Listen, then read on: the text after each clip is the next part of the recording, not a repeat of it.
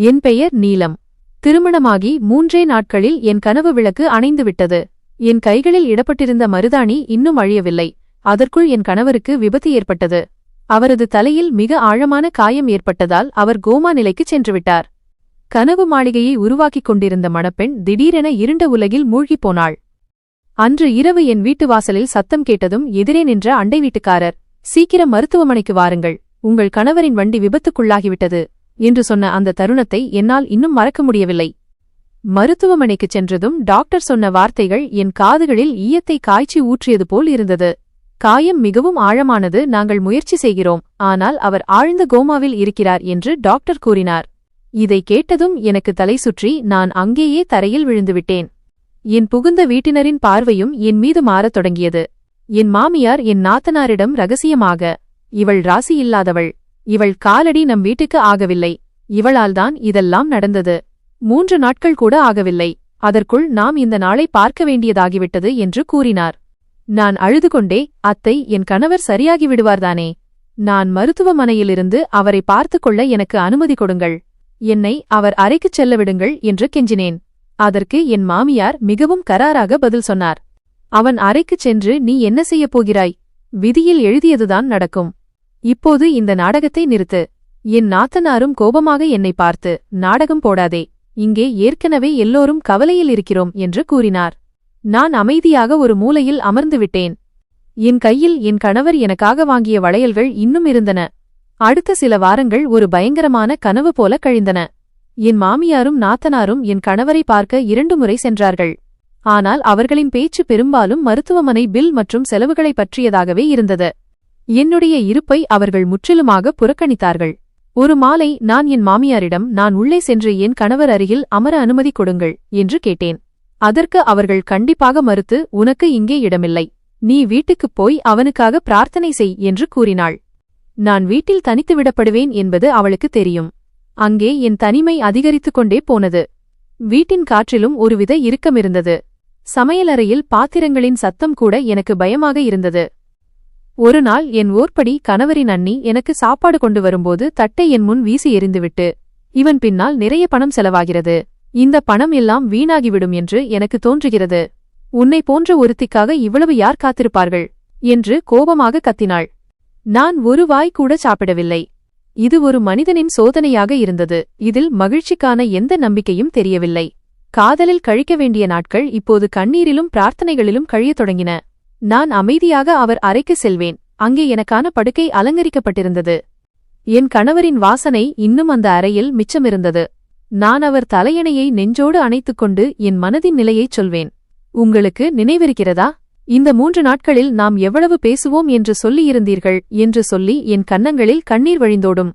"கடவுளே, ஒருமுறை அவர் கண்களை திறக்கச் செய்யுங்கள், என்னை பார்க்கச் செய்யுங்கள்" என்று வேண்டினேன். ஒருநாள் வீட்டில் சொத்து விவரங்கள் அடங்கிய ஒரு கவரை பார்த்தேன். நான் பயந்து கொண்டே என் மாமியாரிடம், "அத்தை, இது என்ன? நமக்கு பணத்தேவை இருக்கிறதா?" என்று கேட்டேன். என் மாமியார் கோபமாக, "ஆம், உன்னால்தான் எங்கள் வீட்டை விற்க வேண்டிய நிலைமை வந்துள்ளது. அப்போதுதான் உன் கணவருக்கு சிகிச்சை அளிக்க முடியும். ஆனால் உன்னை போன்ற ஒருத்திக்காக யார் இவ்வளவு தியாகம் செய்வார்கள்?" என்றார். அவர் பேச்சைக் கேட்டு என் உடலில் ஒரு நடுக்கம் ஏற்பட்டது. எனக்கு என்மீதே பெரிய சுமை இருப்பது போல் உணர்ந்தேன். அவர் தன் கோபத்தை என்மீது காட்டிவிட்டு நிம்மதியாகிவிடுவார். ஆனால் நானோ மனதிற்குள் என்னை ஒரு குற்றவாளியாகவே நினைக்கத் தொடங்கினேன். ஒவ்வொரு நாளும் என் மனதில் ஒரே ஒரு வேண்டுகோள்தான் இருக்கும், "கடவுளே, என் கணவரை எனக்கு திருப்பிக் கொடுத்துவிடு." ஆனால் பதிலாக அமைதியும் அறையின் வெறுமையும்தான் கிடைத்தது. இது பல வருடங்கள் நடக்கப் போகும் ஒரு சோதனையின் முதல் படியாக இருந்தது. காலம் கடந்து சென்றது. ஆனால் என் கணவரின் நிலையில் எந்த மாற்றமும் இல்லை. வாரங்கள் மாதங்களாகவும் மாதங்கள் வருடங்களாகவும் மாறின. மருத்துவமனை வாழ்க்கை எனக்கு இப்போது நன்றாக பழகிவிட்டது. இயந்திரங்களின் பீப் சத்தம், டாக்டர்களின் மெல்லிய பேச்சு என் அன்றாட வாழ்க்கையின் ஒரு பகுதியாகிவிட்டது. அதே நேரத்தில் மற்றொரு துன்பத்தின் கதவும் திறந்தது. வீட்டில் அனைவரின் நடத்தையையும் விட என் கணவரின் அண்ணனின், என் மூத்த மைத்துனர் நடத்தை மாறியது. அவர் மற்றவர்களை விட மிகவும் அன்பாகவும் அக்கறையாகவும் இருப்பது போல் காட்டிக்கொண்டார். என் மைத்துனர் அடிக்கடி என் அறைக்கு வரத் தொடங்கினார். சில சமயம் தண்ணீர் கேட்கும் சாக்கில், சில சமயம் என் கணவரின் பழைய பில்களை பார்க்கும் சாக்கில் வருவார். ஒரு நாள் அவர் ஒரு விலையுயர்ந்த தங்க நெக்லஸை ஒரு பிராண்டட் டப்பாவில் வைத்துக் கொண்டு வந்தார். அவர் சிரித்துக்கொண்டே, "நீ ஏன் தனியாக இருக்கிறாய்? நான் உன்னுடன் இருக்கிறேன். நான் உனக்கு பெரிய அண்ணன் மாதிரி" இந்த நெக்லஸை போட்டுப்பார், உன் முகம் பிரகாசமாகிவிடும், நீ இப்படி சோகமாக இருக்காதே என்றார். அவர் கண்களில் ஒரு விசித்திரமான பிரகாசம் இருந்தது. அது என் மனதை நடுங்க செய்தது. நான் கண்டிப்பாக அந்த டப்பாவை திருப்பித் தந்துவிட்டு, எனக்கு எந்த பொருளும் தேவையில்லை, யாருடைய பரிசும் தேவையில்லை, என் கணவர் திரும்பி வரும் வரை எனக்கு எந்த சந்தோஷமும் இல்லை, தயவுசெய்து இங்கிருந்து போய்விடுங்கள் என்றேன். அவர் ஒவ்வொரு முறையும் என் பேச்சை சிரிட்டாக மாற்றிக்கொண்டார். அவர் தன் மனைவியை அடிப்பார், கொடுமைப்படுத்துவார், ஆனால் என்னை புகழ்ந்து பேசுவார். சில சமயம் என் அறைக்கு வெளியே நின்று என் நாத்தனாரிடம், பார், உன் அண்ணி எவ்வளவு சேவை செய்கிறாள், நாம் அனைவரும் இவளை மதிக்க வேண்டும் என்பார். அவர் வேண்டுமென்றே தன் மனைவியை, அதாவது என் ஓர்படியை வெறுப்பேற்ற முயற்சி செய்தார். இது என் துன்பத்தை மேலும் அதிகரித்தது. சில சமயம் அவர் யாருக்கும் தெரியாமல் என் அறைக்கு வெளியே பூக்கூடை மற்றும் விலையுயர்ந்த இனிப்புகளை வைத்துவிட்டு செல்வார். நான் அமைதியாகவும் அவமானத்திலும் மூழ்கிப் போவேன். ஒருமுறை நான் அந்த கூடையை எடுத்து மீண்டும் அவர் அறையின் வாசலில் வைத்துவிட்டேன். அடுத்த நாள் காலை என் மைத்துனர் அதை என் மாமியார் முன் வைத்து, நான் இதை நீலத்துக்காக அனுப்பினேன். அவள் மறுத்துவிட்டாள். ஒருவேளை அவள் என் மீது கோபமாக இருக்கிறாளோ என்னவோ என்று கூறினார். அவரின் இந்தச் செயல் என் மாமியாரை மேலும் கோபப்படுத்தியது. மாமியார் என்னை அறைக்கு அழைத்து, நீ எங்கள் வீட்டில் இருக்கிறாய், உன் நடத்தை சரியில்லை, அவர் உன் கணவரின் அண்ணன், அவரிடம் இப்படியெல்லாம் நடந்து கொள்ளாதே, அவரிடமிருந்து விலகியிரு, இனிமேல் நான் உன்னை அவர் பக்கத்தில் பார்க்கவே கூடாது என்று எச்சரித்தார். என் மாமியாரின் பேச்சை கேட்டு நான் அதிர்ந்து போனேன். அவர் என்மீதுதான் சந்தேகம் கொள்கிறார். இந்த சூழ்நிலையை சமாளிப்பது எனக்கு மிகவும் கடினமாகிவிட்டது. இதெல்லாம் எங்கே போய் முடியும் என்று என் இதயம் நடுங்கத் தொடங்கியது. நான் வேறு வழியின்றி என் அறைக்கதவில் தாழ்பாள் போடத் தொடங்கினேன். நான் பெரும்பாலும் என்னை அறைக்குள்ளேயே பூட்டிக் கொண்டேன். முடிந்தவரை என் மைத்துனரை சந்திப்பதை தவிர்த்தேன். ஒரு நாள் இரவு என் மைத்துனர் என் அறைவாசலில் வந்து தாழ்பாளை தட்டினார். நீலம், வெளியே வா, எனக்கு உன்னிடம் ஒரு முக்கியமான விஷயம் பேச வேண்டும் என்று கூறினார். அவர் குரலிலேயே எனக்கு பயம் ஏற்பட்டது. நான் முற்றிலும் அமைதியாக இருந்தேன், எதுவும் பேசவில்லை. அவர், கதவை திற நீலம், உன் கணவர் சுஷாந்தின் மருத்துவமனை பில் அதிகமாக வந்துள்ளது என்றார். இந்த முறை அவர் உண்மையிலேயே ஏதோ முக்கியமான விஷயம் பேச வந்திருப்பார் என்று நினைத்தேன். நான் உள்ளிருந்தபடியே, எதுவானாலும் காலையில் எல்லோருக்கும் முன்னால் அம்மா முன்னால் பேசுங்கள் அண்ணா என்று கூறினேன். உடனே அவர் மெல்லிய குரலில், உன் கணவனால் உனக்கு தர முடியாத அனைத்தையும் நான் உனக்கு தருவேன், என் பேச்சை புரிந்து கொள்ள முயற்சி செய் என்றார். அவர் சொன்னதை கேட்டு எனக்கு மிகவும் அருவருப்பாக இருந்தது. என் உடல் முழுவதும் கல்லாக மாறிவிட்டது. நான் அந்த தருணத்தில் அறையில் இருந்த ஒரு சிறிய கத்தியை என் அருகில் வைத்துக் கொள்ளத் தொடங்கினேன். அவரை நினைத்து எனக்கு மிகவும் பயமாக இருந்தது. எப்போதாவது அவர் என்னிடம் தவறாக நடக்க முயன்றால் என்னை பாதுகாத்துக் கொள்ள முடியும் என்று நினைத்தேன். ஒருநாள் அந்த துரதிருஷ்டவசமான தருணமும் வந்தது. என் ஓர்படி அவரை என் அறையிலிருந்து வெளியே வருவதை பார்த்துவிட்டார். அது ஒரு காலை நேரம். நான் இன்னும் தூங்கிக் கொண்டிருக்கிறேனா என்றும் தாழ்பாள் போடவில்லையா என்றும் பார்க்க அவர் என் அறைக்கு வந்திருந்தார். அதை பயன்படுத்திக் கொண்டு அவர் அறைக்குள் வந்தார். என் ஓர்படி விடியற்காலையில் டீ போடுவதற்காக எழுந்தவர் தன் கணவர் என் அறையிலிருந்து வேகமாக வெளியேறுவதை பார்த்தார். பிறகு என்ன நடந்தது? என் மீது பிரச்சினைகள் மலையென குவிந்தன. விடிந்ததும் நாலாபுறமிருந்தும் என் மீது பழிகள் சுமத்தப்பட்டன. என் ஓர்படி கத்தி கூச்சலிட்டு, நீ ஒரு நோயாளியின் மனைவியாக இருந்து கொண்டு இந்தச் சூழ்நிலையை பயன்படுத்தி என் கணவருடன் தகாத உறவு வைத்திருக்கிறாய் என்று எல்லோரிடமும் கூறினார். என் கணவர் உன் அறையிலிருந்து வெளியேறுவதை நான் பார்த்தேன். நான் பலமுறை இவளிடம் என் கணவர் வாங்கித் தந்த விலையுயர்ந்த பொருட்களை பார்த்திருக்கிறேன். இவள் என் கணவரை மயக்கப் பார்க்கிறாள். இல்லையென்றால் இவளிடம் இவ்வளவு விலையுயர்ந்த பொருட்கள் எப்படி வரும் என்று ஓர்படி சத்தமிட்டார். நான் என் கற்பின் உண்மையை நிரூபிக்க மிகவும் முயற்சித்தேன். ஆனால் என் குரல் யார் காதுக்கும் எட்டவில்லை. அங்கே என் மாமியார், நாத்தனார் எல்லோரும் கூடிவிட்டனர். யாரும் எனக்கு ஆதரவாக பேசவில்லை. நான் மீண்டும் மீண்டும் நான் எதுவும் செய்யவில்லை, நான் இரவு கதவை மூடினேன் என்று சொல்லிக்கொண்டே இருந்தேன். ஆனால் என் ஓர்படி வானத்திற்கும் பூமிக்கும் குதித்தார். நான் தயங்கி நின்றேன். என்னால் விளக்கமும் கொடுக்க முடியவில்லை, சண்டையிடவும் முடியவில்லை. அப்போது என் மைத்துனர் என் மாமியார் முன் மிகவும் அப்பாவி போல, இவளேதான் என்னை அறைக்கு அழைத்தாள் என்று கூறினார். இவள் தன் கணவரிடம் சந்தோஷமாக இல்லை என்றும் நான் இவளுடன் பழக வேண்டுமென்றும் ஆசைப்படுகிறாள்.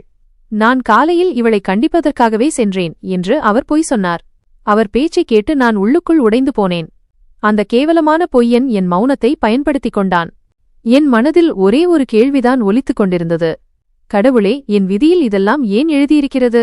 இந்தச் சோதனைக்கு முடிவே இல்லையா? என் மாமியார் கோபமாக தீர்ப்பளித்தார். இவளை உடனே இவள் பிறந்த வீட்டுக்கு அனுப்பிவிடுங்கள் என்றார். இல்லையென்றால் இவள் இங்கே இருப்பதால் நம் மகனின் உயிருக்கு ஆபத்து ஏற்படும், நம் வீட்டுமானமும் போகும். நாம் ஏற்கனவே வீட்டை விற்றுவிட்டோம். இப்போது இவளின் அவப்பெயரால் நம் இன்னொரு மகனும் கெட்டுப்போவான் என்றார். என் நாத்தனார் வாசலில் நின்று அண்டை வீட்டாரை அழைத்துவிட்டார். அவள் மெதுவாக அவர்களிடம், இந்த பெண் எங்கள் வீட்டு மானத்தை கெடுக்கிறாள் என்று சொல்லத் தொடங்கினாள். இந்த சம்பவத்திற்குப் பிறகு நான் புகுந்த வீட்டில் இருப்பது மிகவும் கடினமாகிவிட்டது. ஒருவர் கூட என் மீது இரக்கம் காட்டவில்லை. என் மாமியார் என் கையை பிடித்து, என் பையை என் கையில் திணித்து, உன் கணவர் கண் விழிப்பதற்கு முன் நீ இங்கிருந்து போய்விடு, இதற்கெல்லாம் பிறகு அவன் உன்னை போன்ற ஒருத்தியின் முகத்தை பார்ப்பதை நான் விரும்பவில்லை என்றார். என் மௌனத்தை அனைவரும் என் பலவீனமாக நினைத்தனர். நான் குற்றவாளி, அதனால்தான் அமைதியாக இருக்கிறேன் என்று நினைத்தார்கள். புகுந்த வீட்டின் சூழல் இப்போது மிகவும் வேதனைக்குரியதாக மாறிவிட்டது. அவமானத்தின் சுமையால் நான் என் வீட்டை விட்டு வெளியேற வேண்டிய கட்டாயம் ஏற்பட்டது. என் மீது வேண்டுமென்றே பழி சுமத்தப்பட்டது. நான் எதுவும் செய்யவில்லை. நான் புனிதமாக இருந்தேன். இருந்தாலும் என் அப்பாவித்தனம் தவறாக பயன்படுத்தப்பட்டது. உடைந்த மனதுடனும் வெறுமையான கண்களுடனும் நான் என் பிறந்த வீட்டிற்கு வந்து சேர்ந்தேன். நான் வீட்டுக்குள் நுழைந்ததும் என் அம்மா என் மோசமான நிலையையும் கலைந்த தலைமுடியையும் பார்த்து என்னை கட்டிப்பிடித்துக் கொண்டார். ஆனால் அவர் கண்களில் கவலை மேகங்கள் சூழ்ந்திருந்தன. அவர் மெதுவாக, என்ன நடந்தது மகளே? இந்த நிலையில் இங்கே என்ன செய்கிறாய்? எல்லாம் நலமா என்று கேட்டார். நான் அழுது கொண்டே, அம்மா, என்னிடம் எதுவும் கேட்காதீர்கள், என்னை இங்கே இருக்க விடுங்கள் என்று மட்டும் சொன்னேன். என் அண்ணன் அமைதியாக இருந்தார். அவர் எல்லா செய்திகளையும் முன்பே கேட்டிருந்தார். அவர் மௌனத்தில் என் புகுந்த வீட்டினரின் குற்றச்சாட்டுகள் எதிரொலித்தன. அண்ணியின் முகத்தில் வெறுப்பு இருந்தது. இந்த வீட்டில் எனக்கு நிம்மதி கிடைக்கும் என்று நினைத்தேன். ஆனால் நான் வந்ததும் என் அண்ணியின் பொருட்களை ஒரு ஓரமாக தூக்கி எறிந்துவிட்டு முகம் சுளித்தபடி, நீ உன் பிரச்சனைகளை எடுத்துக்கொண்டு இங்கே ஏன் வந்தாய் என்று கேட்டார். உன் கணவன் உன்னை மீண்டும் ஏற்றுக்கொள்ள மாட்டானா? எங்கள் வீடு ஏற்கனவே மிகவும் சிறியது. உன் புகுந்த வீட்டுக் கதைகளை நாங்கள் முன்பே கேட்டுவிட்டோம். புகுந்த வீட்டில்தான் பெயரை கெடுத்துவிட்டு வந்தாய், இப்போது இங்கேயும் எங்கள் மானத்தை வாங்குவதற்கு வந்திருக்கிறாயா? இங்கே யாராவது தெரியாத பையனை அழைத்து வந்து எங்கள் மானத்தை கெடுக்காதே. நான் உன்னை முன்பே எச்சரிக்கிறேன். புகுந்த வீட்டில் செய்தது போல் இங்கேயும் செய்தால் நான் உன்னை சும்மா விடமாட்டேன். உதைத்து வீட்டை விட்டு வெளியேற்றி விடுவேன் என்று கத்தினார். நீ ஒரு சுமை. எனக்கு இன்னும் குழந்தைகள் பிறக்க வேண்டும். என் குழந்தைகளும் இங்கே இருக்க வேண்டும். உன்னால் என் அறையும் சிறியதாகிவிட்டது என்று அவர் மீண்டும் மீண்டும் குத்திக்காட்டினார். என் மனம் இன்னும் பாரமானது. அடுத்த நாள் என் மாமியார் என் அண்ணனுக்கு போன் செய்தார். அவர் போனில் மோசமாக திட்டிக் கொண்டிருந்தார். உன் தங்கை மீண்டும் மருத்துவமனைக்கு வந்தால் நான் எல்லா இடங்களிலும் உன் தங்கையைப் பற்றி தப்பான வதந்தி பரப்புவேன். எங்கள் மானம் ஏற்கனவே ஏலத்திற்கு வந்துவிட்டது என்றார். இதையெல்லாம் என் அண்ணன் என்னிடம் சொல்லிவிட்டு, நீ எங்கும் போகாதே என்றார். அதன் பிறகு மருத்துவமனைக்கு செல்ல எனக்கு என் மைத்துனரின் உதவி தேவைப்பட்டது. மருத்துவமனையில் என்னை அனுமதிக்கக்கூடிய அதிகாரம் அவருக்கு மட்டுமே இருந்தது, ஏனென்றால் அவர்தான் வீட்டின் மூத்த மகன். ஆனால் இப்போது மாமியாரின் மிரட்டலால் அண்ணன் என் மீது கடுமையான கட்டுப்பாடுகளை விதித்தார். என்னால் உன் கணவருக்கு சேவை செய்ய முடியாது, உன்னை அங்கே கூட்டிச் செல்லவும் முடியாது. உன்னால் என் வாழ்க்கையை நான் கெடுத்துக் கொள்ள விரும்பவில்லை. நீ இங்கேயே இரு, எனக்கு வேறு எந்த பிரச்சனையும் உண்டாக்காதே என்றார். நான் உனக்கு என் வீட்டில் இடம் கொடுக்கிறேன், அதுவே உனக்கு பெரிய விஷயம் என்றார். இதெல்லாம் என்னை மேலும் தனிமைப்படுத்தியது. அண்ணியின் கொடுமைகள் ஒவ்வொரு நாளும் அதிகரித்துக் கொண்டே இருந்தன. நான் பிரார்த்தனை செய்யும்போது அவர் வேண்டுமென்றே டிவியின் சத்தத்தை அதிகமாக வைப்பார். நான் படுக்கையில் படுத்திருந்தால், வந்ததிலிருந்து ஓய்வு எடுத்துக்கொண்டே இருக்கிறாய். நீ வந்ததிலிருந்து எங்கள் வீட்டு சாப்பாடும் குறையத் தொடங்கிவிட்டது. நீ ஏன் இவ்வளவு சாப்பிடுகிறாய்? உனக்கு உன் கணவனைப் பற்றிய கவலை இருக்க வேண்டும்தானே என்று சொல்வார். ஒருநாள் அண்ணி பாத்திரம் கழுவும்போது, எங்கள் வீட்டில் வேலைக்காரிகளுக்கு இடமில்லை, எங்கள் வேலையை நாங்களே செய்து கொள்வோம் என்று கடுமையான வார்த்தைகளில் சொன்னார். நான் எல்லாவற்றையும் பொறுத்துக்கொண்டு இப்போது அழுவதை நிறுத்திவிட்டேன். வெறும் மௌனமாக இருக்கத் தொடங்கினேன். என் பிறந்த வீட்டிலும் எனக்கு அடைக்கலம் முற்களால் நிரம்பியுள்ளது என்பதை நான் உணர்ந்து கொண்டேன். கடவுளே, என் கணவரை குணப்படுத்து அல்லது எனக்கு மரணத்தைக் கொடு. அப்போதுதான் இந்த வேதனையான வாழ்க்கையிலிருந்து நான் வெளியேற முடியும் என்று தினமும் வேண்டினேன். என் மைத்துனரின் காமவெறியும் என் தனிமையை பயன்படுத்திக் கொள்ளும் முயற்சியும் நான் பிறந்த வீட்டுக்கு வந்த பிறகும் குறையவில்லை. என் மைத்துனர் எப்படியாவது என் அண்ணன் மூலமாக மருத்துவமனைக்கு தேவையான ஆவணங்களை கொண்டுவரும் சாக்கில் என்னை தொடர்பு கொள்ள முயன்றார். என் கணவரை பார்க்க எனக்கு அனுமதி கிடைக்காத அந்த நேரத்தில் நான் ஒவ்வொரு சிறிய வாய்ப்பையும் தேடிக்கொண்டிருந்தேன். ஒருநாள் என் மைத்துனர் என் வீட்டின் வெளியே வந்து நின்று அண்ணனை அழைத்து, உன் தங்கையின் கணவரின் ஆவணங்களில் கையெழுத்து வேண்டும், நான் இவளை மருத்துவமனைக்கு அழைத்து செல்கிறேன் என்றார். என் அண்ணன் சண்டையை விரும்பவில்லை, அதனால் அவர் அமைதியாக இருந்தார். இப்படி என்னை மருத்துவமனைக்கு அழைத்துச் செல்ல என் மைத்துனர் என்னை வீட்டிலிருந்து வெளியேற்றினார். ஆனால் மருத்துவமனை அடைவதற்கு முன்பே அவர் வண்டியை ஒரு ஓரமாக நிறுத்தினார். என்னை பார்த்து, நான் உன்னை அங்கே விடுவதற்காக வந்திருக்கிறேன் என்று நினைக்கிறாயா? என்று ஒரு ஷைத்தானிய சிரிப்புடன் கேட்டார். உன் கணவன் கோமாவில் இருக்கிறான், உன் விதியில் காதலும் மகிழ்ச்சியும் இல்லை என்றார். இதைக் கேட்டு என் உடலில் பயம் பரவியது. நான் வேகமாக வெளியேற முயன்றேன். ஆனால் அவர் கதவின் மீது கை வைத்து, நான் உன் மனதை மகிழ்விக்கிறேன், நீ கனவிலும் நினைத்திராத அனைத்தையும் நான் உனக்குத் தருவேன் என்றார். அவர் என்னை மருத்துவமனைக்கு அழைத்துச் செல்லும் சாக்கில் பூங்காக்களுக்கும் உணவகங்களுக்கும் நகருக்கு வெளியே உள்ள தனியார் விடுதிகளுக்கும் அழைத்துச் செல்லத் தொடங்கினார். ஒருநாள் அவர் ஒரு பெரிய ஹோட்டல் அருகில் வண்டியை நிறுத்தி, இது உனக்கான புதிய உடை, இதை அணிந்து கொண்டு உள்ளே வா, நான் உனக்காக காத்திருப்பேன் என்றார். என் உடலில் பயம் ஒரு சுவராக எழுந்தது. நான் அவரிடம், மக்கள் பார்த்தால் என்ன சொல்வார்கள்? என் கணவர் படுக்கையில் கிடக்கிறார், நான் உங்களுடன் ஹோட்டல்களில் சுற்றிக் கொண்டிருக்கிறேன், எனக்கு மருத்துவமனைக்குச் செல்ல வேண்டும் என்று கண்ணீருடன் கெஞ்சினேன். ஆனால் அந்த கேவலமான மனிதன் சிரித்துக்கொண்டே பதில் சொன்னான், நான் உன் மனதை மாற்றத்தான் பார்க்கிறேன். யாரும் எதுவும் சொல்ல மாட்டார்கள், யாரும் நம்மை பார்க்க மாட்டார்கள், அப்படியே பார்த்தாலும் நான் எல்லாவற்றையும் சமாளித்துக் கொள்வேன். எப்படியும் நீ உன் பிறந்த வீட்டில் இருக்கிறாய், அங்கேயும் உன் மீது பழி விழுந்துவிட்டது. என் பேச்சைக் கேள், நான் உன்னை சந்தோஷமாக வைப்பேன் என்றார். நான் அந்த உடையை ஜன்னல் வழியாக வெளியே வீசி எறிந்தேன். இதனால் அவர் கோபத்தில் சிவந்து போனார். நீ செய்தது சரியல்ல, என் கோபம் பற்றி உனக்கு தெரியாது என்றார். நான் இதற்கு மேல் என்னால் கேட்க முடியாது. இப்போது நீங்கள் என்னை மருத்துவமனைக்கு கொண்டு செல்லாவிட்டால் நான் நடுரோட்டில் கத்தி உங்கள் சுயரூபத்தை எல்லோரிடமும் சொல்லிவிடுவேன் என்றேன். நான் அப்படிச் சொன்னதும் அவர் சிறிது நேரம் பயந்து போய் கோபத்துடன் வண்டியை திருப்பினார். அன்று அவர் என்னை மருத்துவமனையில் விட்டுவிட்டார். ஆனால் போகும்போது, நான் உன்னை அவ்வளவு எளிதாக விடமாட்டேன், நீ என்னிடம் திரும்பி வரத்தான் வேண்டும் என்று மிரட்டிவிட்டுச் சென்றார். நான் அங்கிருந்து என் கணவரின் அறைக்கு சென்று இயந்திரங்களின் சத்தத்திற்கு நடுவே அமர்ந்து அழத் தொடங்கினேன்.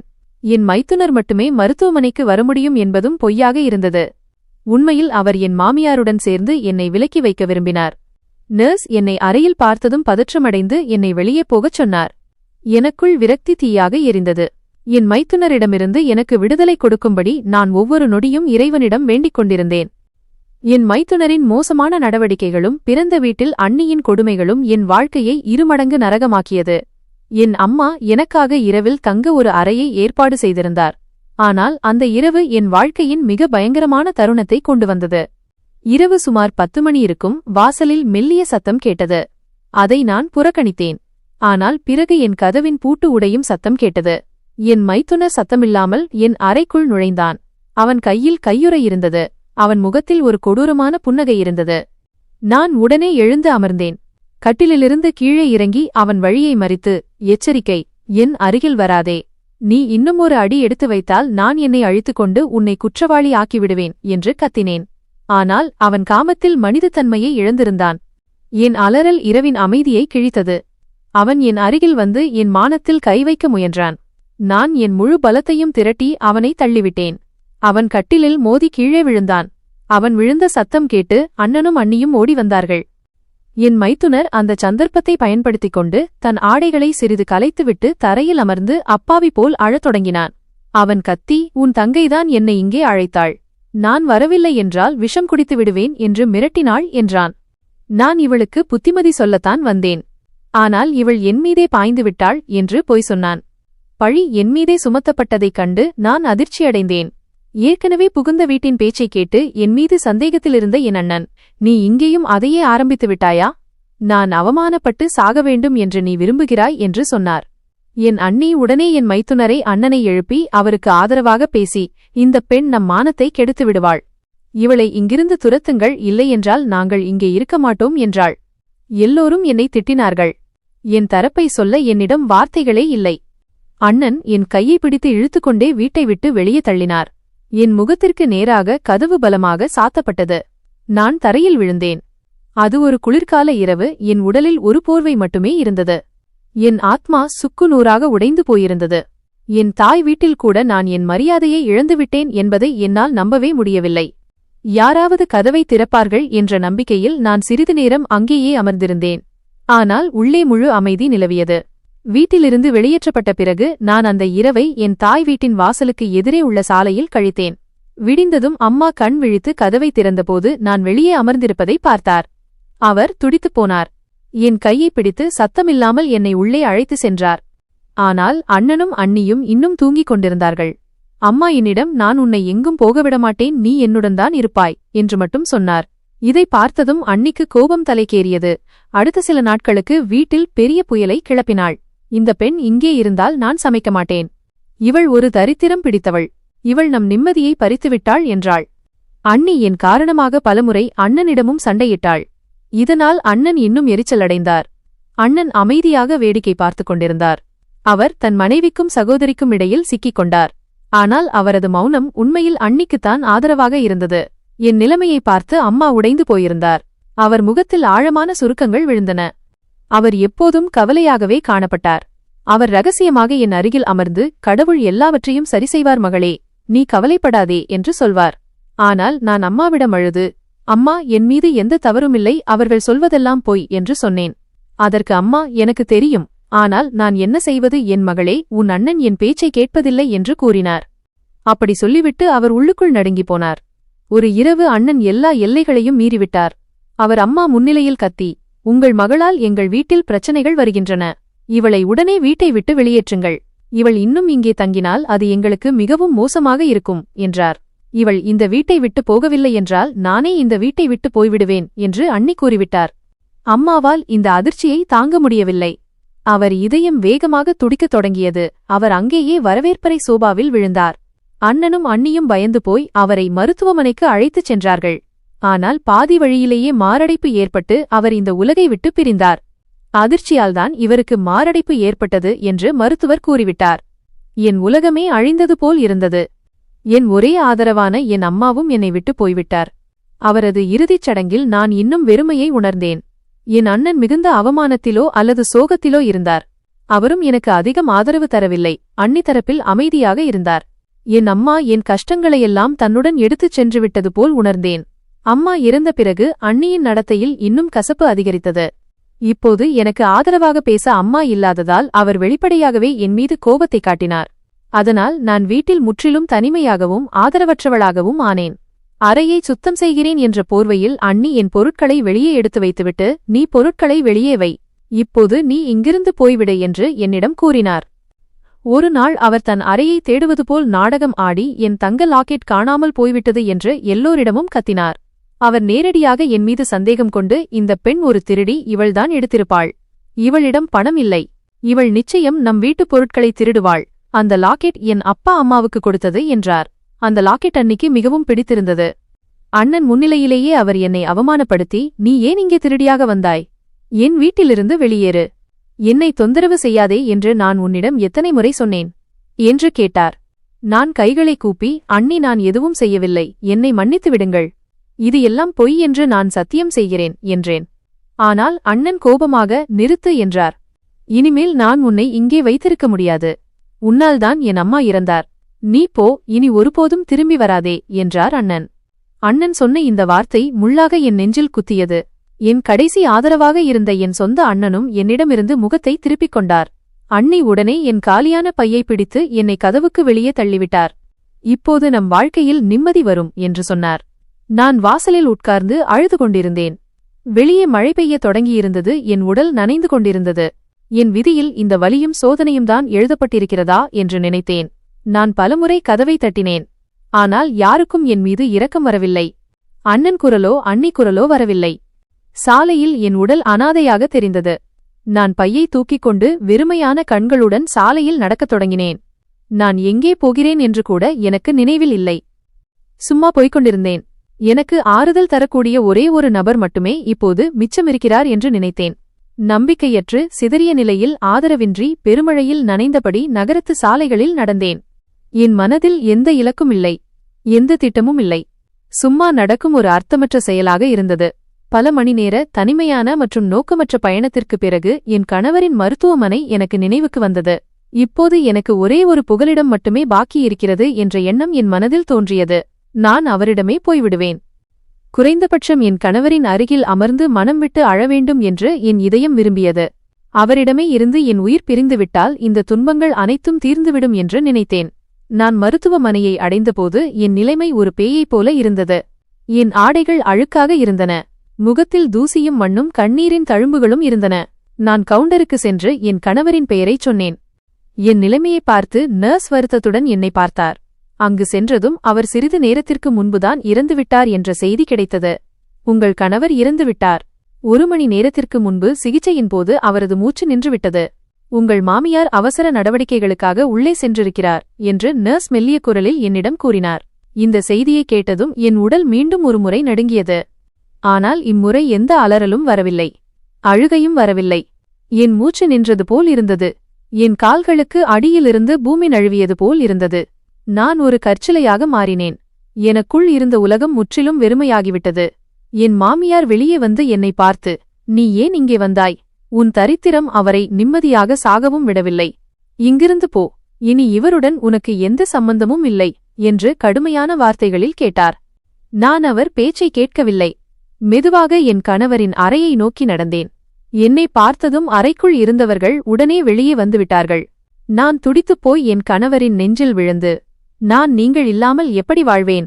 நான் உங்களுக்காக எவ்வளவு காத்திருந்தேன், எவ்வளவு அவமானங்களைச் சுமந்தேன், எவ்வளவு வலிகளைத் தாங்கினேன். இருப்பினும் நீங்கள் என்னை விட்டு போய்விட்டீர்களே என்று மெதுவாக சொல்லத் தொடங்கினேன்.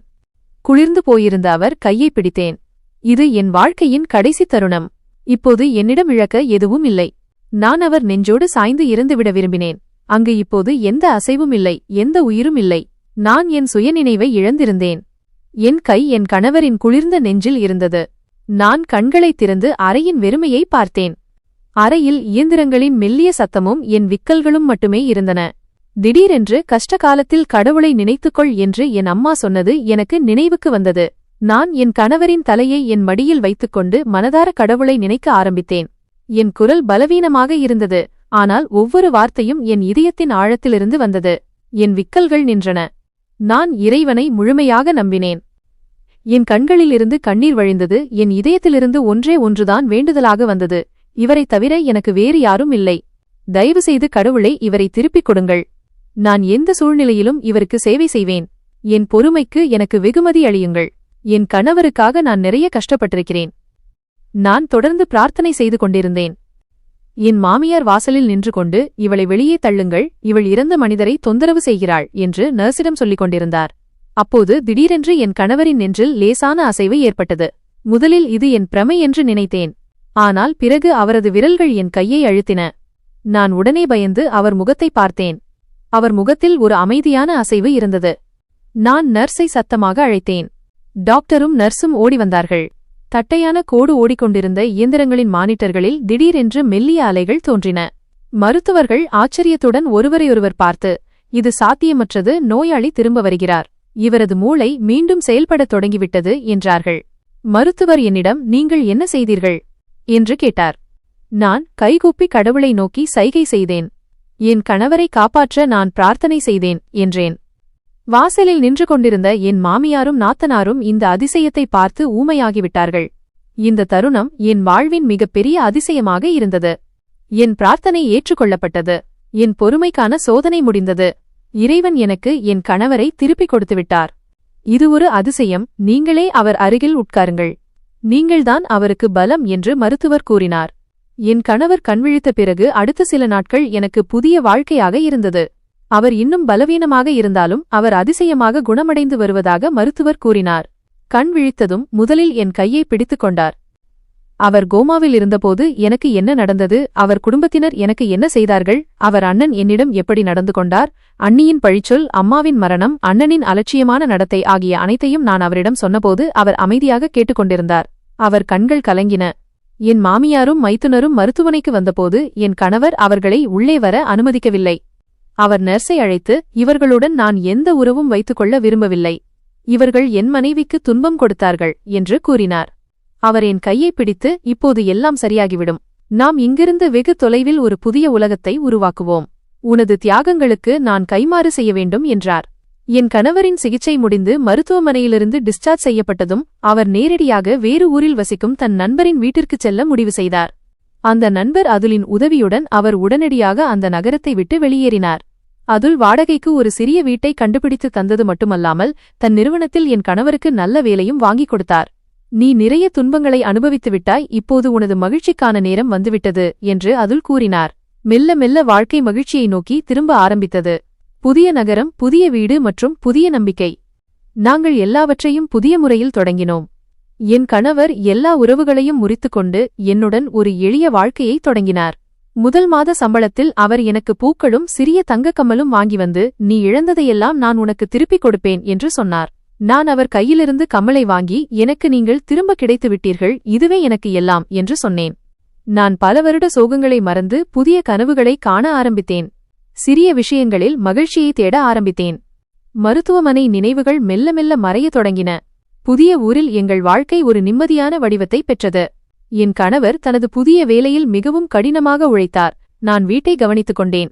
நாங்கள் அடிக்கடி சிறிய பால்கனியில் உட்கார்ந்து டீ குடித்துக்கொண்டே எங்கள் எதிர்காலத்தை பற்றி பேசுவோம். என் கணவர் எப்போதும் என்னை சிரிக்க வைக்க முயற்சிப்பார். நான் உன்னை எவ்வளவு இக்கட்டான நேரத்தில் விட்டுவிட்டேன் என்று பார்த்தாயா? நீ அப்படி இருந்தும் எனக்காக காத்திருந்தாய் என்பார். காதலும் காத்திருப்பை கைவிடுவதில்லை என்று நான் அவருக்கு பதிலளிப்பேன். சில மாதங்களுக்குப் பிறகு நான் தாயாகப் போகும் நற்செய்தியை இறைவன் எனக்கு அளித்தார். இந்த செய்தி எங்களுக்கு மற்றொரு அதிசயத்திற்கு சற்றும் குறைந்ததல்ல. என் பக்கத்து வீட்டில் வசிக்கும் என் புதிய தோழி ரஷ்மியிடம் முதலில் இதைச் சொன்னேன்.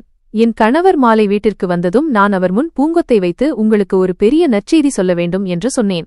என் கணவரின் கண்களில் நான் இதுவரை பார்த்திராத ஒரு ஒளி வந்தது. அவர் உடனே குனிந்து என் நெற்றியில் முத்தமிட்டு, இது நமக்கு கிடைத்த மிகப்பெரிய பரிசு என்று கூறினார். நாங்கள் இருவரும் சிரித்தோம். பிறக்கப் போகும் குழந்தைக்காக பிரார்த்தனை செய்தோம். என் கணவர் குழந்தைக்கான ஏற்பாடுகளைச் செய்ய அதிக உழைப்பை செலுத்தத் தொடங்கினார். ஒரு பகுதிநேர வேலையையும் ஏற்றுக்கொண்டார். ஒருவேளை இருள் விலகிவிட்டது என்று என் மனதில் நிம்மதி பரவத் தொடங்கியது. திருமண இரவில் நான் கனவு கண்ட அந்த நாட்கள் என் வாழ்க்கையில் திரும்பி வந்தன.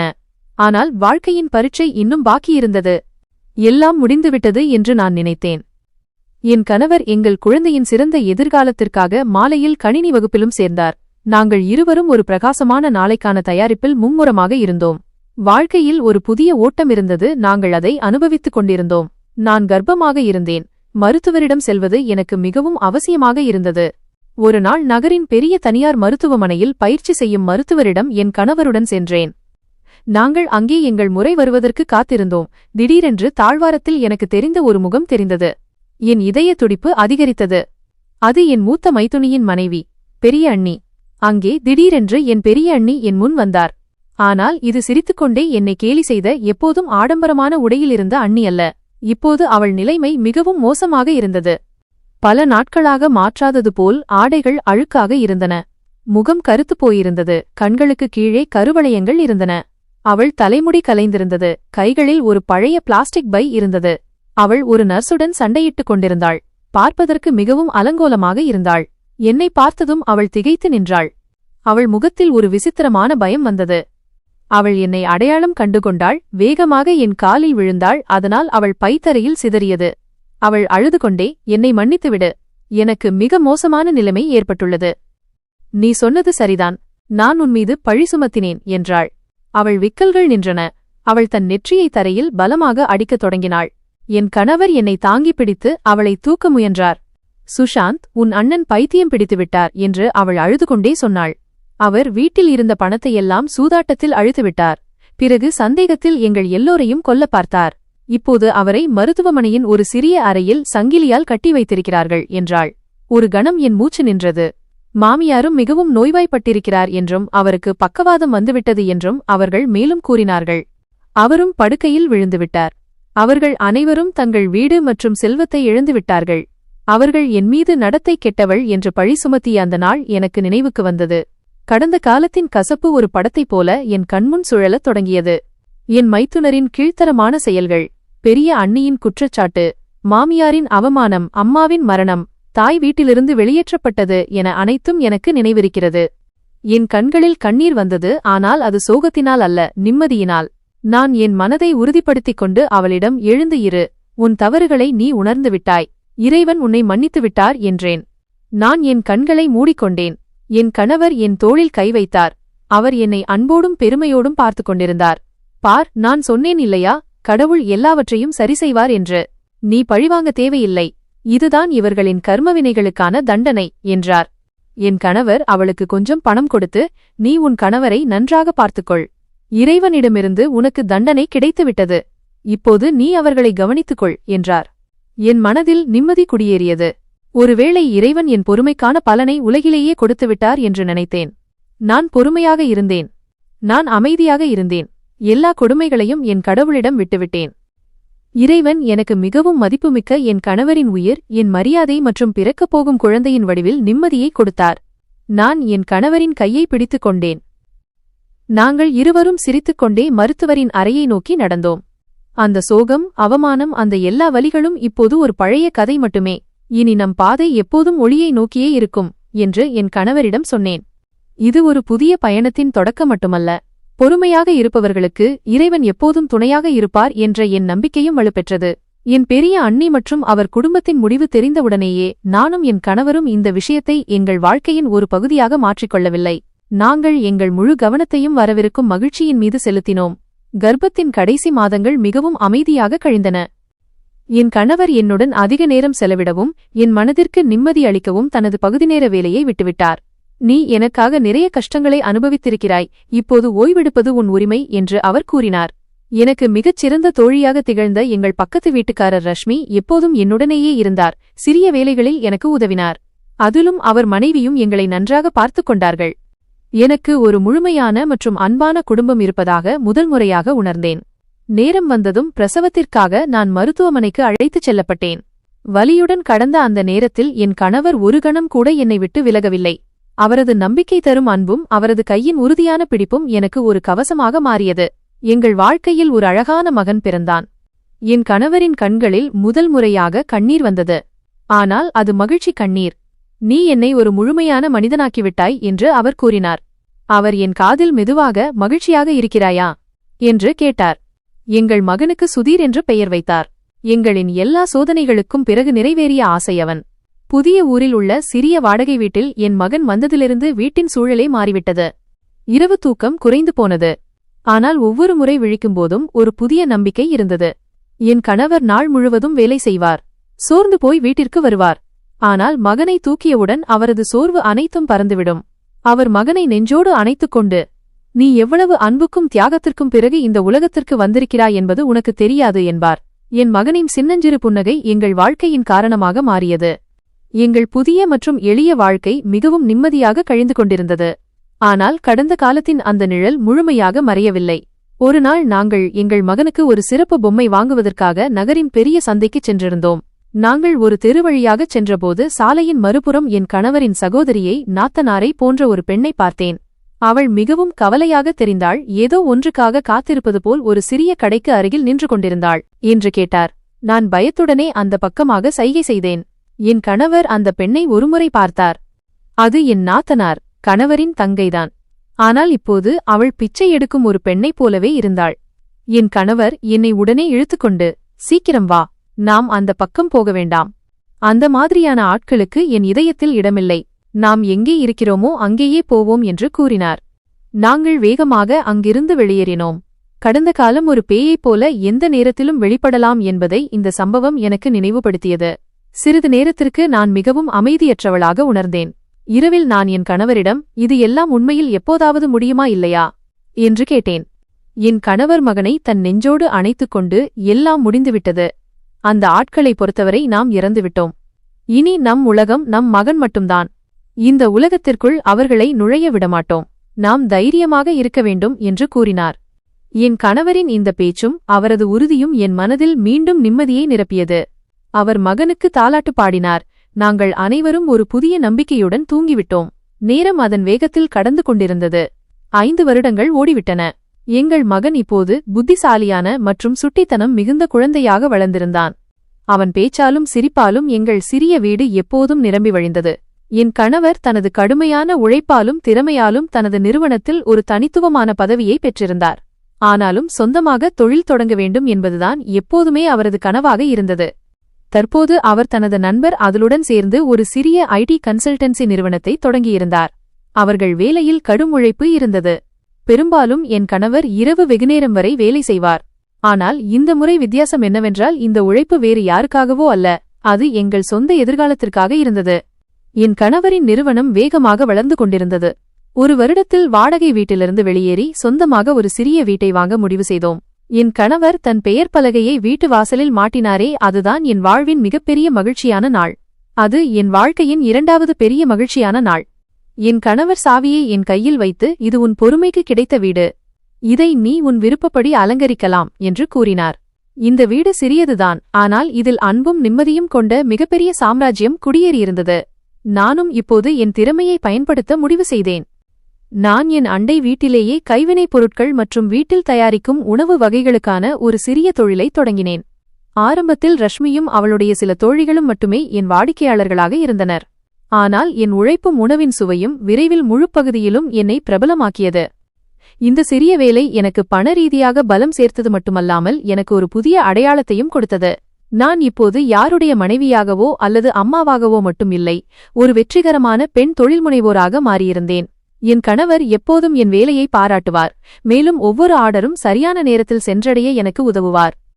வாழ்க்கையில் நிம்மதியும் வெற்றியும் வந்த பிறகு நாங்கள் இருவரும் சேர்ந்து கடந்த கால காயங்களை ஆற்ற முடிவு செய்தோம். நாங்கள் ஒருவருக்கொருவர் வாக்குறுதி அளித்தோம், நம் துயரங்களை நமக்குள்ளேயே அடக்கி வைக்கக்கூடாது என்று. பெரும்பாலும் மாலையில் மகன் தூங்கிய பிறகு நாங்கள் அமர்ந்து என் கணவர் கோமாவில் இருந்த நேரத்தை பற்றி பேசுவோம். என் கணவர் என்னிடம் அடிக்கடி கேட்பார், நீ வாசலில் தாழ்பாள் போடும்போது என்ன நினைப்பாய், அல்லது அண்ணன் உன்னை வெளியே தள்ளியபோது உனக்கு எப்படி இருந்தது என்று. அவர் ஒவ்வொரு சோகத்தையும் பேசி அதை லேசாக்க விரும்பினார். அவரது இந்த வெளிப்படையான தன்மை எங்கள் உறவை இன்னும் வலுவாக்கியது. இந்த சோதனைகள் எங்களை உடைப்பதற்கு பதிலாக ஒன்றிணைத்துவிட்டன என்றும், இப்போது எங்கள் அன்பு எந்த சவாலையும் எதிர்கொள்ளும் என்றும் நான் உணர்ந்தேன். அதிலும் அவர் குடும்பத்தினர் எங்கள் புதிய குடும்பத்தின் ஒரு பகுதியாகிவிட்டனர். நாங்கள் அவர்களுக்கு சுமையாக இருக்கிறோம் என்ற உணர்வை ஒருபோதும் அவர்களுக்கு ஏற்படவிடவில்லை. 5 வருட அளவற்ற அன்பிற்குப் பிறகு எங்கள் தொழில் மிகச் சிறப்பாக நிலை பெற்றது. என் கணவரின் நிறுவனம் இப்போது ஒரு பெரிய நிறுவனமாக மாறியிருந்தது. நகரின் பெரிய தொழிலதிபர்கள் பட்டியலில் அவர் பெயரும் இடம்பெறத் தொடங்கியது.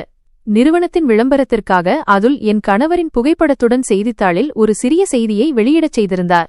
எங்களுக்கு மகிழ்ச்சியாக இருந்தது. ஆனால் கடந்த காலம் மீண்டும் ஒருமுறை கதவை தட்டியது. ஒரு நாள் காலை என் கணவர் அலுவலகம் சென்ற பிறகு வீட்டின் அழைப்பு மணி ஒலித்தது. நான் கதவை திறந்தேன். என் அண்ணன் எதிரே நின்று கொண்டிருந்தார். அவர் முகத்தில் சோர்வு, அவமானம் மற்றும் எல்லாவற்றிற்கும் மேலாக இயலாமையின் ரேகைகள் தெரிந்தன. அவர் பழைய அழுக்கான ஆடைகளிலிருந்தார். பார்ப்பதற்கே சிதறிப்போய் காணப்பட்டார். அவர் என்னை பார்த்ததும் அவர் கண்களில் கண்ணீர் வந்தது. தங்கச்சி, நீ இங்கேயா இருக்கிறாய்? நான் உன்னை எப்போதிருந்தோ தேடிக்கொண்டிருக்கிறேன் என்று கூறினார். அவர் வேகமாக உள்ளே வர முயன்றார். ஆனால் நான் வாசலில் கையை வைத்து அவரை தடுத்தேன்.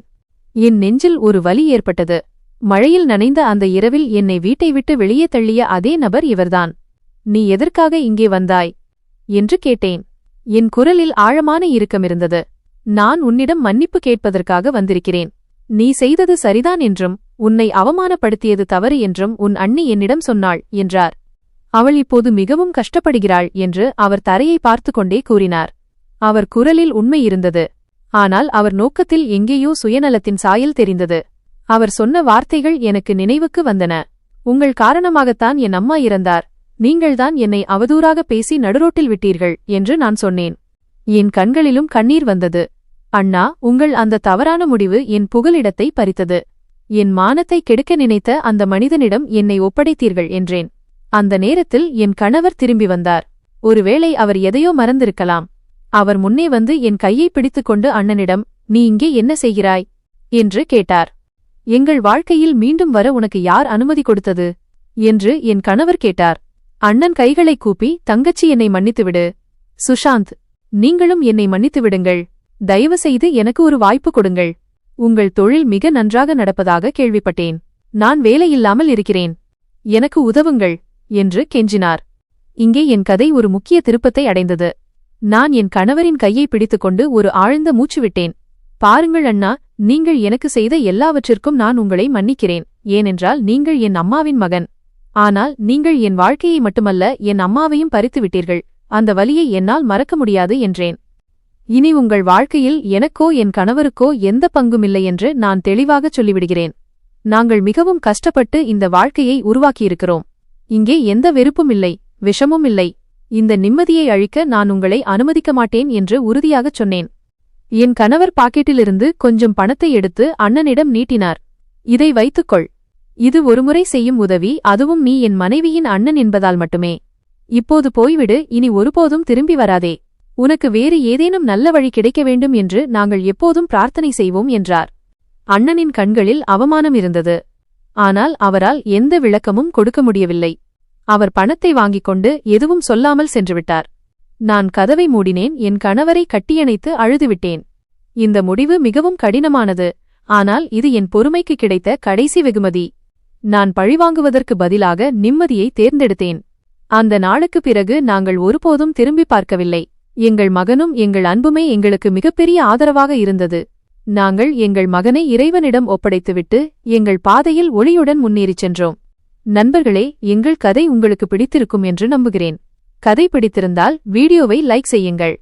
சேனலுக்கு புதியவர் என்றால் சப்ஸ்கிரைப் செய்யுங்கள். மேலும் அடுத்த அப்டேட் உங்களுக்கு உடனே கிடைக்க நோட்டிஃபிகேஷன் பெல்லை மறக்காமல் கிளிக் செய்யுங்கள்.